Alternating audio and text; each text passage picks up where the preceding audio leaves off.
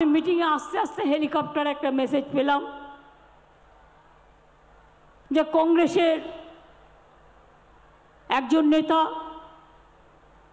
রাহুলের নামটাই আমি বলে দিই, আমার থেকে ছোট, ওর গাড়িতে নাকি কে কাচ মেরেছে। পরে আমি খোঁজ নিলাম, কারণ আমরা তো এসব পছন্দ করি না, আমরা করিও না। এসব করে ফর নাথিং নাটক করে কী লাভ।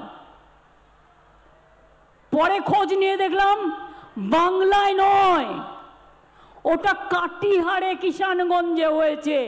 গ্লাস ভাঙা অবস্থায় ওরা বাংলায় ঢুকেছে। কিন্তু আমি ঘটনার নিন্দা করি, কারো উপর আক্রমণ হলেই আমি নিন্দা করি। বিহারে সবে বিজেপি সিপিএম বিজেপি আর নীতিশ এক হয়েছে, ওদের রাগ থাকতেই পারে, কিন্তু আমাদের এখানে যেন কোনো দুর্ঘটনা না ঘটে।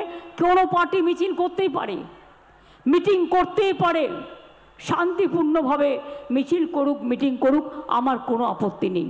তবে একটা কথা মনে রাখবেন, আজকে কত তারিখ? 31 তারিখ। 2 তারিখ থেকে পরীক্ষা শুরু হচ্ছে, মাধ্যমিক, তারপরে উচ্চ মাধ্যমিক, মাদ্রাসা, হাই মাদ্রাসা, আলিম, ফাজিল, আইসিএসসি, সিবিএসসি।